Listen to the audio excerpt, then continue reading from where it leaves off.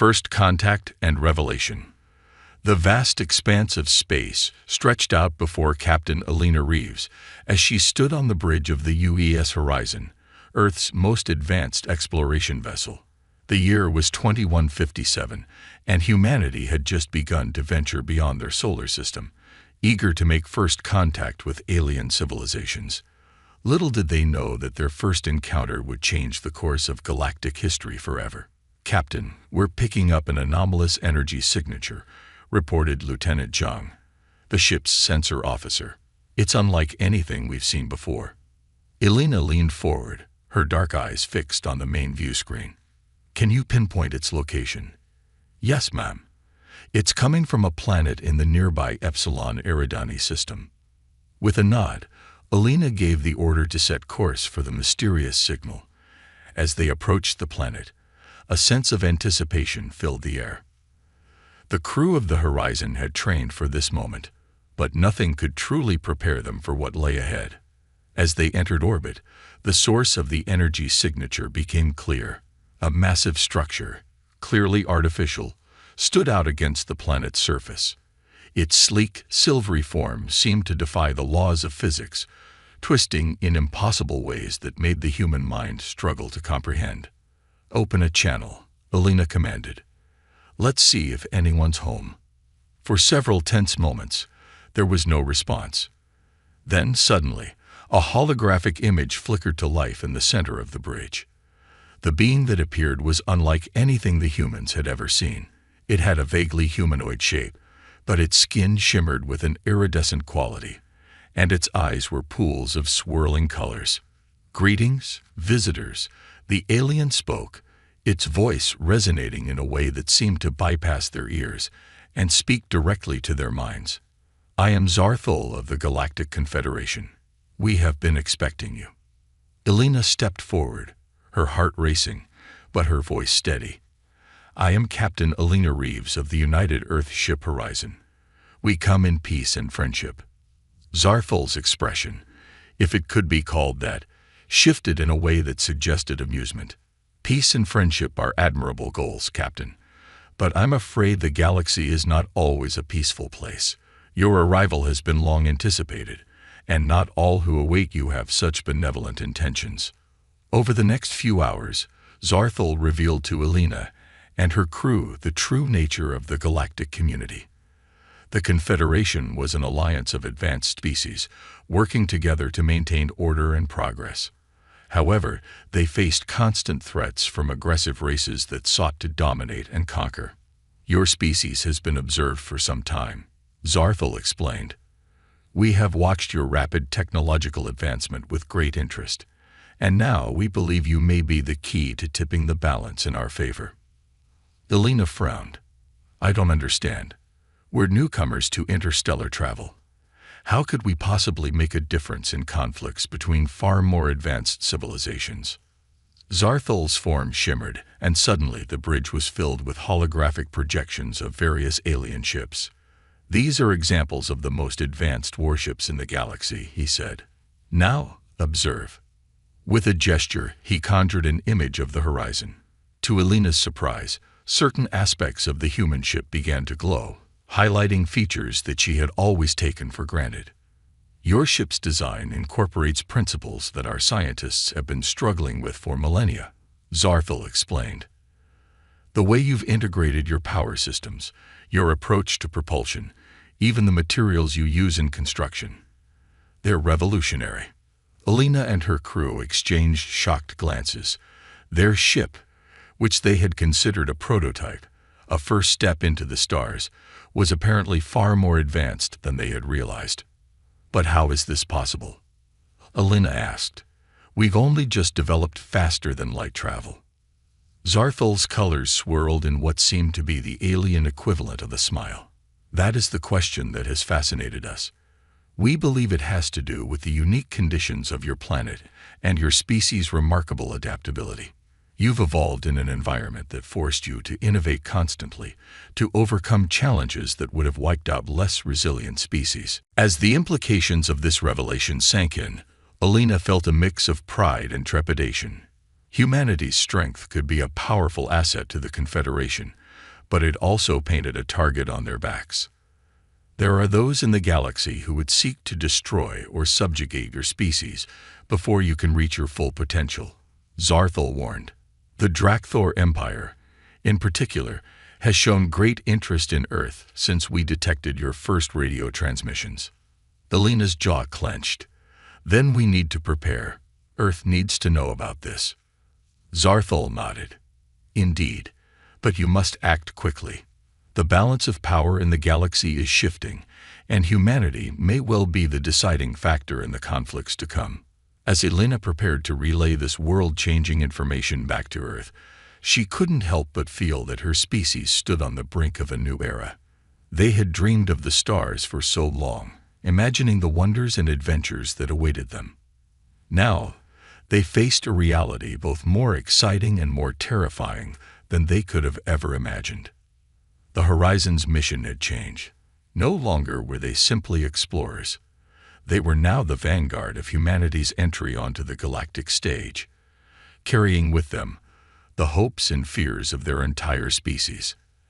As they left the Epsilon Eridani system, Alina looked out at the star-filled void, her mind racing with possibilities. Humanity had always thrived in the face of adversity, and now they faced their greatest challenge yet. But with that challenge came an opportunity, a chance to shape the future of not just their world, but the entire galaxy. The journey back to Earth was tense, filled with preparations and strategizing. Alina knew that the information they carried would change everything. Humanity would need to unite as never before to harness their full potential and face the trials that lay ahead. As the familiar blue marble of their homeworld came into view, Alina took a deep breath. The future was uncertain, but one thing was clear: the age of humanity's isolation was over. Whether they were ready or not, they were now players in a game that spanned the stars. And somewhere out there, lurking in the darkness between the stars, the forces that would challenge humanity's rise were already moving, setting the stage for a conflict that would reshape the galaxy. The Human Edge. 5 years had passed since the Horizon's fateful encounter with Zarthal and the revelation of humanity's unique potential. In that time, Earth had undergone a dramatic transformation. The need for unity in the face of potential alien threats had driven nations to set aside their differences and pool their resources. The United Earth Defense Force, UEDF, was born, a global initiative dedicated to preparing humanity for its role on the galactic stage. Admiral Alina Reeves, now the head of the UEDF's Research and Development Division, stood in a massive underground facility beneath the Rocky Mountains. Before her, a holographic display showed the schematics of Earth's latest creation, the UES Thunderbolt. As you can see, ladies and gentlemen, Alina addressed the assembled group of military leaders and scientists. The Thunderbolt incorporates everything we've learned from our allies in the Galactic Confederation, combined with our own innate human ingenuity. The ship's design was unlike anything seen before. Its hull gleamed with a material that seemed to absorb light, making it nearly invisible to the naked eye. The propulsion system was a marvel of engineering, combining antimatter reactors with a revolutionary form of quantum drive that allowed for unprecedented speed and maneuverability. But the real breakthrough, Alina continued, her eyes gleaming with pride, is our weapons system. With a gesture, she zoomed in on a particular section of the ship.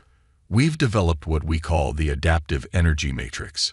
It allows our weapons to instantly analyze an enemy's defenses and adjust their output to maximize effectiveness.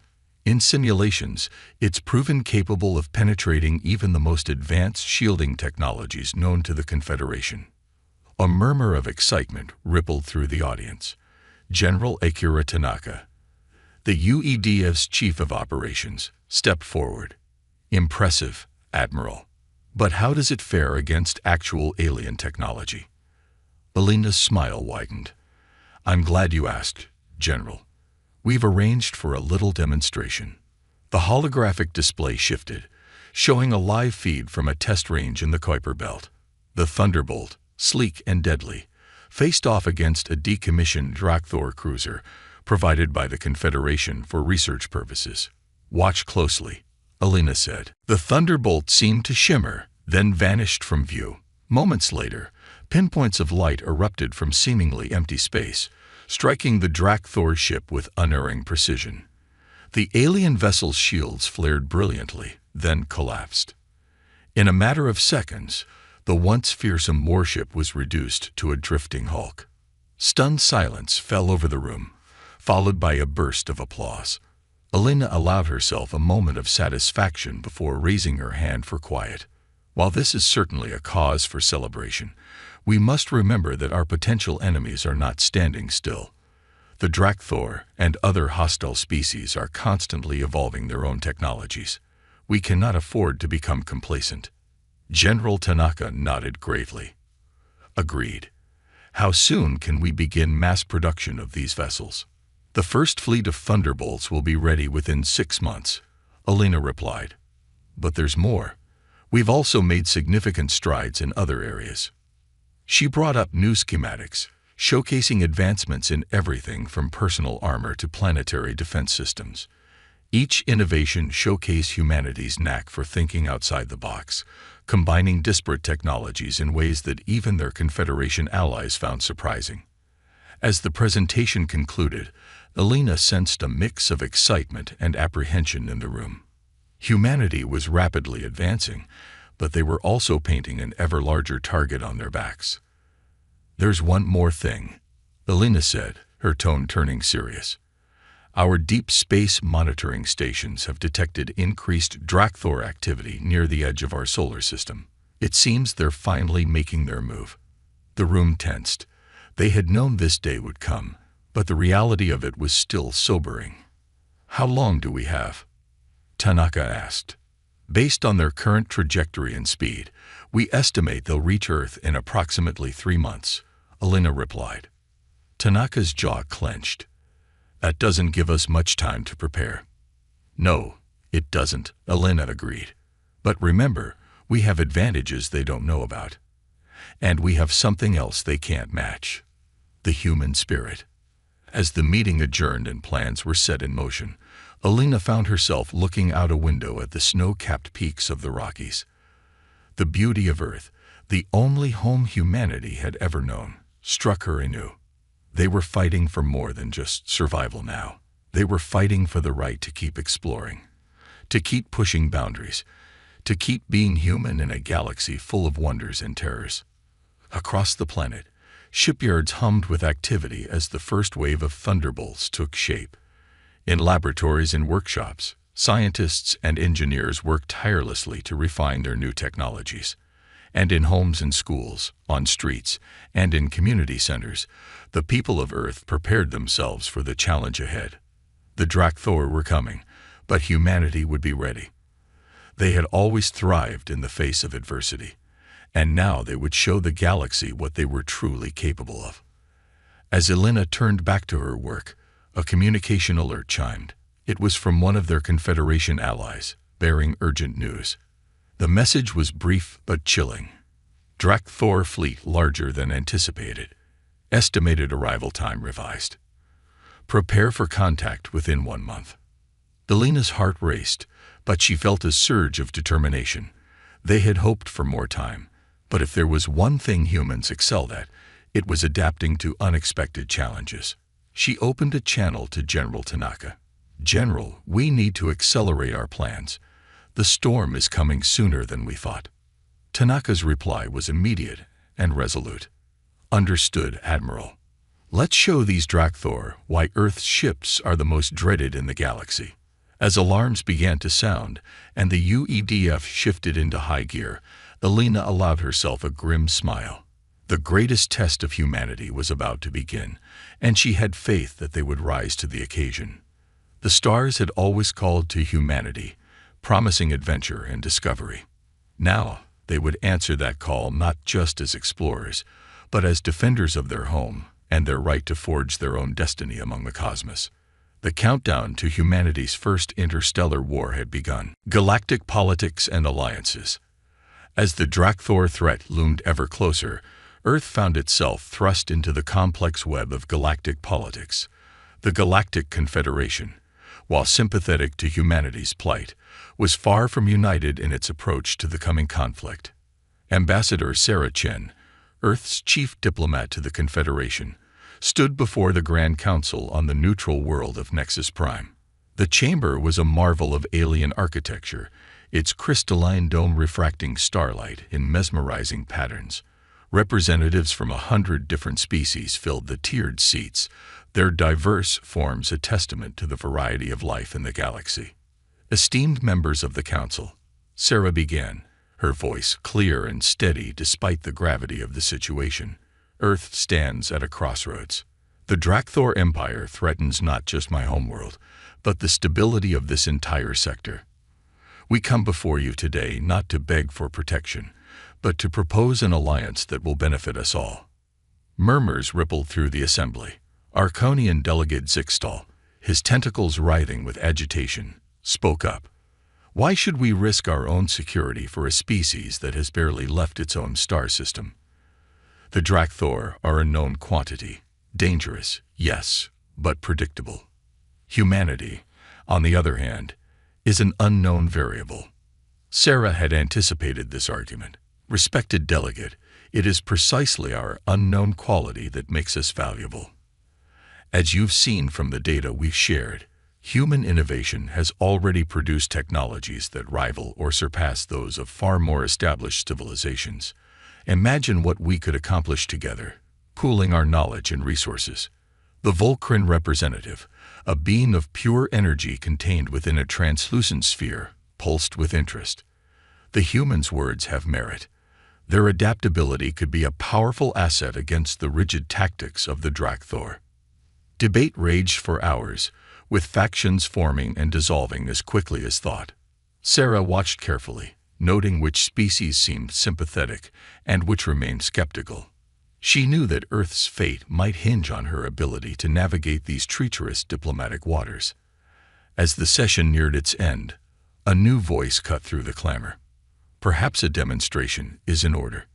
All eyes turned to the speaker, a tall, regal being with skin that shimmered like mother of pearl. It was Zarthul, the same entity who had first contacted humanity 5 years ago. The humans have offered to share their adaptive energy matrix technology with any who join their cause, Zarthul continued. I propose we put it to the test. Let us stage a mock battle, pitting a human vessel against our best ships. If they can prove their worth in combat, surely that would settle any doubts about the value of an alliance. The suggestion sent a fresh wave of excitement through the chamber. After a flurry of discussion and voting, the motion was approved. Sarah felt a mix of relief and apprehension. This was a chance to prove humanity's worth, but it was also a gamble. If they failed, Earth might find itself standing alone against the Drakthor. As the council adjourned, Sarah hurried to contact Admiral Reeves. They had less than 48 hours to prepare for a demonstration that could determine the fate of their species. Back on Earth, Alina Reeves received Sarah's message with grim determination. Looks like we're going to get a trial by fire sooner than expected, she muttered to her staff. Prep the Thunderbolt for immediate departure to Nexus Prime, and get me Captain Raj Sharma. He's the best pilot we've got. The next 2 days were a whirlwind of activity. As the Thunderbolt sped towards Nexus Prime, its crew ran constant drills and system checks. Captain Sharma, a veteran of countless simulations but never a real space battle, felt the weight of responsibility settling on his shoulders. When they arrived at Nexus Prime, a makeshift arena had been set up in the planet's orbit. Observation platforms floated at a safe distance, filled with representatives from every major galactic power. The Thunderbolt would face off against 3 of the Confederation's most advanced warships, an Arconian destroyer, a Volcran battlecruiser, and a Zarthulian dreadnought. As the ships took their positions, Sarah Chen's voice came over the comm. Remember, Captain Sharma, this isn't just about winning. We need to show them not just our strength, but our ingenuity and our humanity. Raj nodded, his hand steady on the controls. Understood, Ambassador. We'll give them a show they won't forget. The signal was given, and the mock battle began. The three alien ships moved with practiced coordination, unleashing a barrage of energy weapons and graviton torpedoes. But the Thunderbolt was ready. Its adaptive energy matrix sprang to life, analyzing the incoming fire and adjusting the ship's defenses in real time. Shots that should have crippled the human vessel merely glanced off its shimmering shields. Raj piloting was a thing of beauty.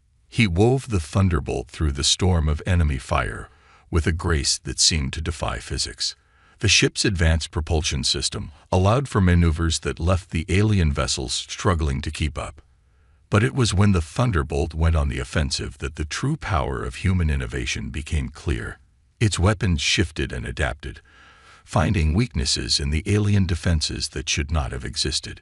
Within minutes, the Arconian destroyer's engines were disabled, the Volcran battlecruiser's weapons were offline, and the Zarthulian dreadnought's shields were failing. As the mock battle concluded, a stunned silence fell over the observation platforms. Then, slowly, a wave of applause and excited chatter began to build. Sarah Chen seized the moment. Addressing the assembled dignitaries, she spoke with passion and conviction. What you've witnessed today is just a fraction of what humanity can offer. Imagine this technology defending your worlds, protecting trade routes, exploring the unknown reaches of the galaxy. We stand ready to share our knowledge, to learn from your wisdom, and to face the Drakthor threat together. The response was overwhelming. Species that had been hesitant now clamored to sign alliance agreements. Even the skeptical Arconians grudgingly admitted the value of human ingenuity. As the diplomatic frenzy unfolded, Alina Reeves contacted Sarah with urgent news. The Drakthor fleet has accelerated. They'll reach Earth in 2 weeks. Sarah's expression hardened. Then we better make these alliances count. It's time to show the galaxy what happens when you threaten humanity and its friends. As word spread of the impending Drakthor attack, a sense of purpose swept through the Confederation. Ships from a dozen allied species began to gather, forming a fleet unlike any the galaxy had seen before. The stage was set for a confrontation that would reshape the balance of power in the galaxy. Humanity had proven its worth, but the true test was yet to come. The Drakthor were coming, and with them, the future of Earth and the entire Confederation hung in the balance. The Great Offensive. The combined fleet of Earth and its new allies gathered at the edge of the Sol system, a breathtaking array of ships from across the galaxy. At its heart were the Thunderbolts, humanity's pride and joy, their sleek forms a stark contrast to the varied designs of their alien counterparts. Admiral Alina Reeves stood on the bridge of the UES Excalibur, the flagship of the human contingent.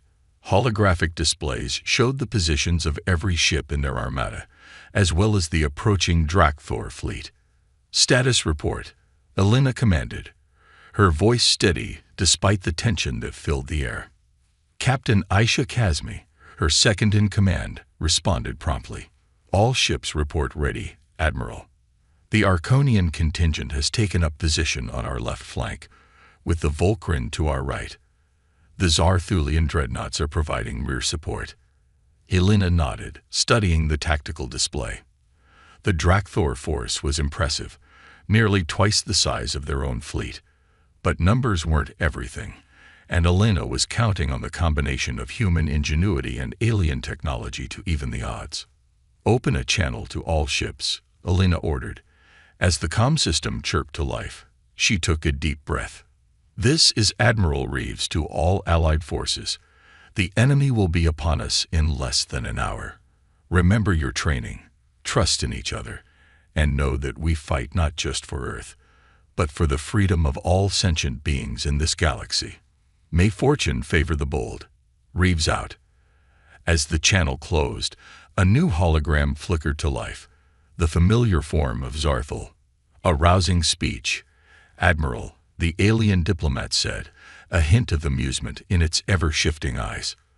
Let us hope it translates well across species. Alina allowed herself a small smile.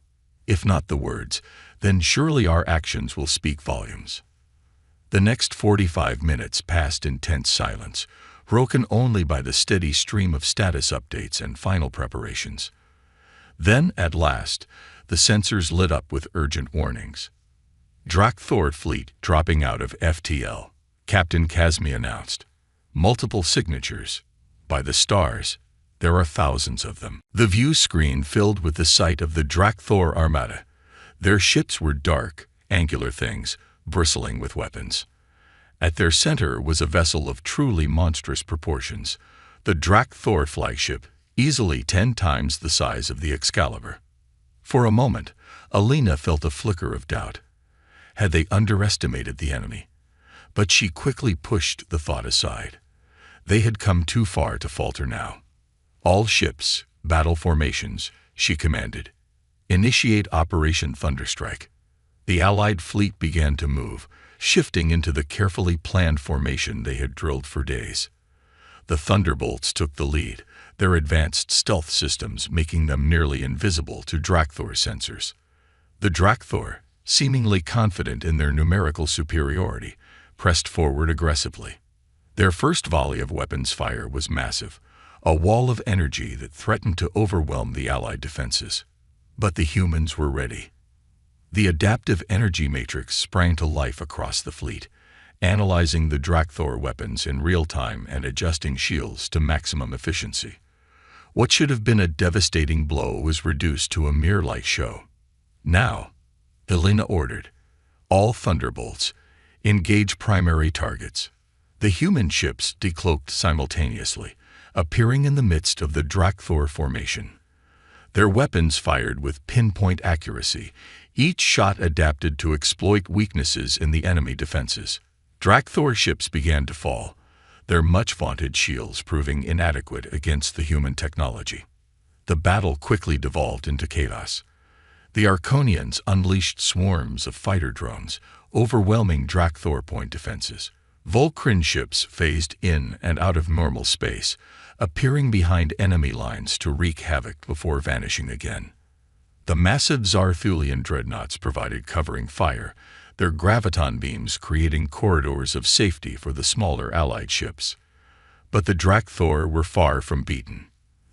Their sheer numbers allowed them to absorb losses that would have crippled a lesser force, and their flagship, thus far untouched, began to power up a weapon of terrifying potential. Admiral, Captain Kazmi's voice was urgent. We're detecting a massive energy buildup in the Drakthor flagship. If those readings are correct, it could wipe out half our fleet in a single shot. Alina's mind raced. They couldn't afford such losses, not when the battle was still so evenly matched. Patch me through to Captain Sharma on the Thunderbolt, she ordered. Raj's face appeared on the screen, his expression tense but determined. Admiral, we see it. Permission to attempt a precision strike. Elena nodded. Granted. Take your best team and end this, Captain. We'll provide whatever support you need. Raj saluted. Understood. Thunderbolt out. Elena watched as the Thunderbolt and 2 of its sister ships broke from the main battle, streaking towards the Drakthor flagship. She knew the risk they were taking. Those 3 ships represented the best of what humanity had to offer. If they failed, Earth's chances in this war would plummet. All ships concentrate fire on the flagship's escort vessels. Elena commanded. Give the Thunderbolt team the opening they need. The Allied fleet responded with a coordinated assault that would have been impossible just weeks ago. Arconian, Volcrin, Zarthulian, and human weapons fire converged on the ships protecting the Drakthor flagship, creating a momentary gap in their defenses. The Thunderbolt and its companions shot through the opening, afterburners flaring as they closed in on their massive target. The flagship's point defense systems came to life, filling space with a web of deadly energy. Elena held her breath as she watched the Thunderbolts weave through the barrage, their hulls occasionally flaring as glancing hits made it through their defenses. They were so close now, practically skimming the surface of the Drakthor ship. Suddenly, the Thunderbolt's engines cut out. For a heart-stopping moment, Elena thought they had been hit. Then she realized. It was a controlled move. The ship was using its momentum to glide into a blind spot in the flagship's defenses. "Now, Raj," Elena whispered. "Make it count." As if in answer to her thoughts, the Thunderbolt's weapons came to life. Beams of energy, precisely calibrated to the flagship's weaknesses, lanced out. They struck at junctions, power conduits, and the emitter of the dreaded superweapon itself. For a moment, nothing seemed to happen. Then, with agonizing slowness, secondary explosions began to blossom across the surface of the Drakthor flagship. Its lights flickered, and the ominous glow of its charging weapon faded. A cheer went up across the Allied fleet as the enormous ship began to list, clearly crippled. But Elena knew the battle was far from over. The Drakthor were wounded, but not beaten. The real test was yet to come. As the flagship's destruction sent shockwaves through the Drakthor forces, Elena steeled herself for the next phase of the battle. The enemy was off balance, but still dangerous. How the Allies capitalized on this moment could well determine the fate of the galaxy. "All ships," she commanded, her voice ringing with determination, "press the advantage. Let's show the Drakthor why Earth's ships are the most dreaded in the galaxy." The battle raged on, its outcome still uncertain. But for the first time since the conflict began, hope burned bright in the hearts of the Allied forces. Humanity had proven its worth. And now, side by side with their new allies, they would fight for their place among the stars. Triumph and consequences. The destruction of the Drakthor flagship marked a turning point in the battle, but victory was far from assured. The remaining Drakthor forces, enraged by the loss of their command ship, fought with renewed ferocity. The void of space lit up with an apocalyptic display of weapons fire, as both sides gave their all in this climactic struggle. Admiral Elena Reeves, her uniform stained with sweat and her eyes rimmed with exhaustion, continued to coordinate the Allied fleet with unwavering focus. "Arconian Squadron, reinforce our left flank. Volcrin ships, I need you to disrupt their communication arrays. Thunderbolts, form up and prepare for another precision strike." The battle had been raging for hours, and the toll was evident on both sides. Wreckage from destroyed ships, both Allied and Drakthor, floated silently in the vacuum, a grim testament to the cost of this conflict. Captain Raj Sharma's voice crackled over the comm. "Admiral, the Thunderbolts are in position. We've identified a weakness in the Drakthor formation. With your permission, we'd like to exploit it." "Granted, Captain," Elena replied. "Make it count." The Thunderbolts surged forward, their advanced propulsion systems allowing them to dance through the chaos of the battlefield. They struck at key points in the Drakthor line, their adaptive energy matrix weapons finding gaps in the enemy defenses that no other ships could exploit. As the Drakthor line began to crumble, Elena sensed an opportunity. "All ships, this is our moment. Push forward with everything you've got." The Allied fleet responded with a coordinated assault that would have been impossible just days ago. Human ingenuity combined with alien technologies in ways that the Drakthor could never have anticipated. Arconian gravity weapons created localized singularities that swallowed enemy ships whole. Volcrin phase shifters allowed Allied vessels to briefly exist out of sync with normal spacetime, becoming ghostly apparitions that Drakthor weapons passed harmlessly through. And at the heart of it all were the human ships, their adaptability and unconventional tactics keeping the Drakthor constantly off balance. The Thunderbolts, in particular, seemed to be everywhere at once, striking with surgical precision at the enemy's weakest points. As the battle reached its crescendo, a new threat emerged. The Drakthor, realizing that defeat was imminent, began to target their weapons at Earth itself. Long-range energy projectors capable of penetrating the planet's atmosphere powered up, threatening to lay waste to humanity's homeworld. "No." Elena's voice rang out across the comm channels. "All ships with long-range capabilities, redirect fire to those projectors immediately." The response was instantaneous. Ships from every Allied species turned their weapons on the Drakthor planet killers. But it wasn't enough. The enemy vessels were too well shielded, too numerous. In that moment of desperation, An unexpected voice came over the comm. It was Zarthul, the alien diplomat who had first contacted humanity. "Admiral Reeves, we have an option, but it is not without risk. The Zarthulian dreadnoughts carry a prototype weapon, a null-field generator. It could neutralize the Drakthor weapons, but using it may have unpredictable consequences." Elena didn't hesitate. "Do it, Zarthul. Whatever the risk, we can't let Earth fall." The massive Zarthulian ships moved into position, their hulls beginning to glow with an otherworldly light. As the Drakthor weapons reached full charge, ready to unleash devastation upon Earth, the null-field generators activated. A wave of energy unlike anything ever seen before rippled out from the Zarthulian ships. Where it touched Drakthor vessels, their systems simply stopped. Weapons powered down, shields failed, and engines went dark. But the effect didn't stop there. Allied ships caught in the field also found their systems compromised, though to a lesser degree. For a moment, an eerie silence fell over the battlefield. Then, slowly, systems began to reboot.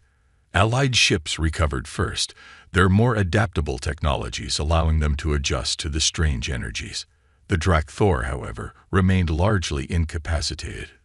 "This is our chance," Elena said, her voice filled with determination. "All operational ships, target the disabled Drakthor vessels. Let's end this." What followed was less a battle and more a cleanup operation. The remaining Drakthor ships, those that had escaped the nullfield's effects, began to retreat, jumping to FTL as soon as they were clear of the battle zone. As the last enemy ship disappeared from their sensors, a cheer went up across the Allied fleet. They had done it. Earth was safe, and the Drakthor threat had been neutralized. In the days that followed, the full impact of their victory began to sink in. The galaxy had been changed forever. Humanity, once seen as upstart newcomers, were now hailed as heroes across the Confederation. The technology they had shared, combined with their unique approach to problem-solving, had turned the tide against a foe that had threatened galactic peace for centuries. But with great power came great responsibility. As Elena stood before the Galactic Council once again, this time as a decorated war hero, she felt the weight of expectation on her shoulders. "The defeat of the Drakthor is a triumph we all share," she began, addressing the assembled representatives. "But it also presents us with new challenges. The power we wielded today must be tempered with wisdom, lest we become that which we fought against." She proposed a new initiative, a joint task force comprised of all allied species dedicated to peacekeeping and scientific advancement. The human philosophy of continuous innovation would be at its core, but it would be balanced by the accumulated wisdom of older races. As the council debated and ultimately approved her proposal, Elena found herself reflecting on the journey that had brought them to this point. From first contact to a climactic space battle, humanity had been tested in ways they could never have imagined. They had faced their trials not with fear, but with determination and ingenuity. The stars, once distant points of light, were now filled with possibilities. New allies, new technologies, new frontiers to explore.